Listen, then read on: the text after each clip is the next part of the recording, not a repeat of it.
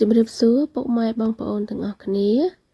សូមស្វាគមន៍មកកាន់ Channel យើងខ្ញុំនឹងលើកយករឿងនិទានមួយមកអានជូនពុកម៉ែបងប្អូនសន្តាប់ដែលមានចំណងជើងថារឿងសុភានិងស្រីមាសនៅក្នុងភូមិដាច់ស្រយាលមួយមានក្មេងស្រីពីរនាក់ជាមិត្តជិតស្និទ្ធនឹងគ្នាគឺសុភានិងស្រីមាសសុភាមានចិត្តសប្បុរសស្រឡាញ់ការសិក្សានិងតែងជួយអ្នកដទៃស្រីមាសវិញឆ្លាតវៃប៉ុន្តែចូលចិត្តអួតនិងគិតថាខ្លួនឯងល្អជាងអ្នកដទៃថ្ងៃមួយគ្រូនៅសាលាប្រកាសថានឹងមានការប្រកួតសរសេររឿងខ្លីសុភានិងស្រីមាសសម្រេចចូលរួមទាំងពីរសុភាខិតខំស្រាវជ្រាវនិងសរសេរដោយចិត្តស្មោះត្រង់ខណៈស្រីមាសគិតថាខ្លួនឯងឆ្លាតហើយមិនបាច់ព្យាយាមច្រើននោះទេថ្ងៃប្រកាសលទ្ធផលមិត្តភ័ក្តិទាំងអស់រងចាំយ៉ាងអត់ធ្មត់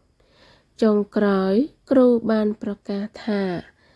សុភាទទួលបានជ័យលាភីទី1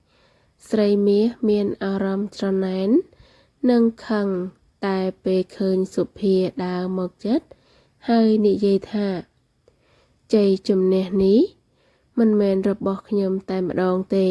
បើគ្មានការលើកទឹកចិត្តពីអ្នកខ្ញុំក៏មិនអាចធ្វើបានដែរពាក្យសម្ដីនោះធ្វើឲ្យស្រីមាសខ្មាស់អៀននាងដឹងថាភាពឆ្លាតមិនគ្រប់គ្រាន់ទេប្រសិនបើគ្មានការខិតខំនិងភាពទន់ភ្លន់ចាប់ពីថ្ងៃនោះមកស្រីមាសបានផ្លាស់ប្ដូរខ្លួនយកចិត្តទុកដាក់រៀននិងជួយមិត្តភ័ក្តិសុភានិងស្រីមាសនៅតែជាមិត្តល្អបង្ហាញថាមិត្តភាពពិតគឺជួយគ្នារីកចម្រើនមិនមែនប្រកួតប្រជែងដោយអួតអាងអត្ថន័យនៃមេរៀនគឺភាពសុចរិត